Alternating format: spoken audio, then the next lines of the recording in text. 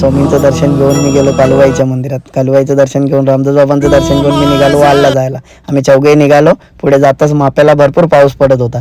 तर पुढे गेलो तर एक बाबू आम्हाला कारमधनं चिडवत होता पाम बीच रोडला. तर पुढे गेलो तर पालिका भवनवरनं आम्ही राईट मारला आणि आम्ही निघालो उलव्या रोडला. पुढे बघतात दिबांची पाटी, भरपूर संघर्ष झाला. पुढे बघतात वाला साहेबा मंदिरची पाटी. पुढे गेलो तिथे चप्पल काढली आणि गाभाऱ्यात एंट्री केली. तर तुम्ही बघा आजूबाजूचा परिसर किती छान आहे.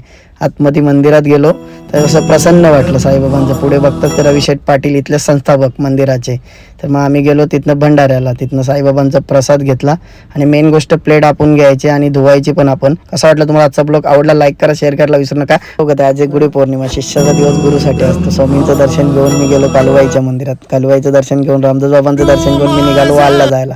आम्ही चौघे निघालो. पुढे जाताच माप्याला भरपूर पाऊस पडत होता.